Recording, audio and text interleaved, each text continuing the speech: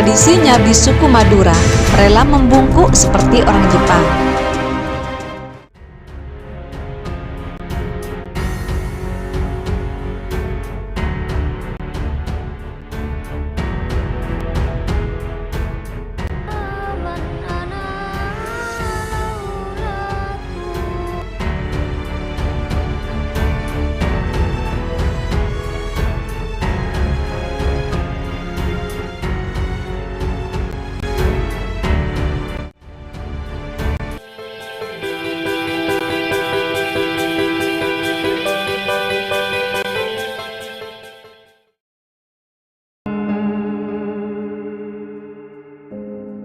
Guru bagi orang Madura sangat mulia.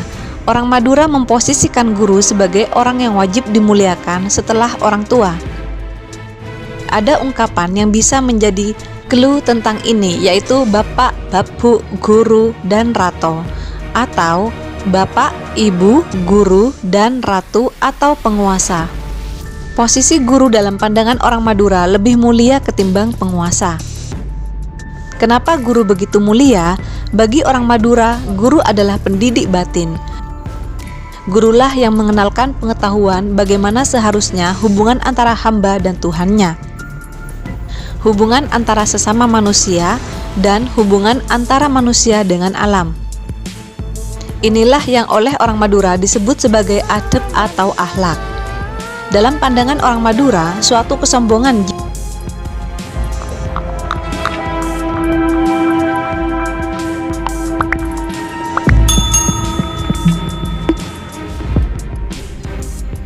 jika murid melupakan guru ngaji alif ba ta tha, sekalipun sekarang ia bergelar doktor.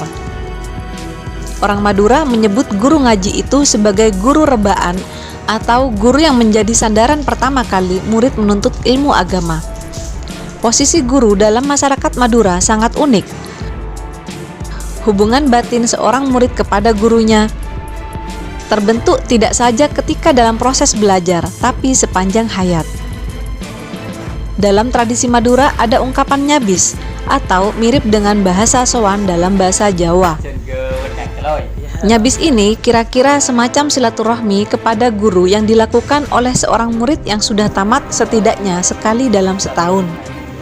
Nyabis ini menandakan bahwa hubungan batin antara murid dan gurunya demikian kuat.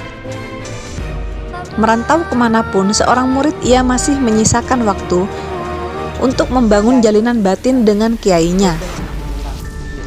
Jika kebetulan pulang kampung, misalnya waktu lebaran, ia akan bersilaturahmi secara langsung kepada gurunya. Jika tidak, ia bisa berkomunikasi melalui telepon. Meski seorang murid telah memiliki keluasaan ilmu, tetap harus menjaga sikap tawadu atau rendah hati dan menjauhi sikap sombong. Kepada guru langger atau guru waktu ngaji sekalipun harus tetap hormat dan tidak boleh melupakan. Setidaknya yang sering dianjurkan oleh orang tua di Madura, kalau tidak bisa nyabis kepada para guru, paling sedikitnya harus mendoakannya meski dengan membaca surat Al-Fatihah. Keluasaan ilmu seseorang tidak akan diperoleh jika para guru di waktu kecil tidak meletakkan dasar pengetahuan. Merekalah yang meletakkannya. Karena itu, ketika seorang murid melanglang dunia mencari ilmu dan kemudian menjadi pintar, tak seharusnya memandang sebelah mata kepada gurunya di waktu kecil. Begitu menghormatnya kepada guru, orang Madura bahkan sering membawa serta anaknya nyabis kepada gurunya. Jangan aneh jika melihat orang Madura menundukkan badan seperti tradisi orang Jepang, kemudian bersalaman dengan mencium tangan gurunya. Itu sebagai bentuk pemuliaan terhadap sosok yang telah mendidik batinnya. Jika kita perhatikan, kasus budaya nyabis yang dibahas ini dapat kita analisis dengan teori Gustav Jung. Dalam budaya nyabis, seseorang yang datang atau berkunjung ke rumah kiai akan menampilkan kesopanan yang tinggi dari segi tutur kata maupun cara berbusana. Hal ini dapat kita kaitkan dengan salah satu teori Jung, yaitu tentang persona. Persona menurut Jung adalah topeng atau wajah yang digunakan oleh seseorang yang dipakai untuk menghadapi publik. Topeng atau wajah itu mencerminkan persepsi masyarakat mengenai peran yang harus dimainkan seseorang dalam kehidupan. Dalam arti lain, topeng tersebut dipakai untuk merespon tuntutan-tuntutan kebiasaan dan tradisi masyarakat. Dan persona sendiri ialah untuk menciptakan kesan tertentu pada orang lain, dan seringkali untuk menyembunyikan hakikat pribadi yang sebenarnya. Orang Madura apabila menghadap kiai, maka mereka akan menggunakan persona dalam tutur bicaranya. Dapat kita lihat dalam kehidupan sehari-hari, orang Madura mayoritas menggunakan bahasa menengah, bahkan bahasa kasar sebagai sarana untuk berkomunikasi, dan jarang-jarang menggunakan bahasa halus, apalagi bahasa tinggi. Persona sangat tepat sekali digunakan oleh orang yang sedang nyabis, de lemah kiai.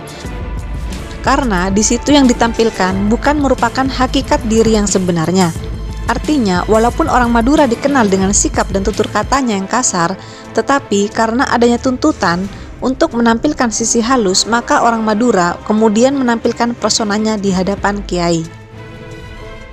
Selain dari segi bahasa, dalam budaya nyabis ini, orang Madura juga mempersembahkan sesuatu kepada sang kiai. Di sini, kesan yang akan ditampilkan oleh persona adalah kesan seperti pribadi yang baik dan dermawan. Walaupun banyak dari orang yang berkunjung kepada kiai tersebut sebenarnya merasa terbebani apabila mempersembahkan sesuatu kepada sang kiai, tetapi karena adanya tuntutan untuk menyembunyikan hakikat diri yang sebenarnya, maka seseorang akan menggunakan topeng atau personanya untuk mendapatkan kesan sesuai dengan tuntutan kondisi tersebut.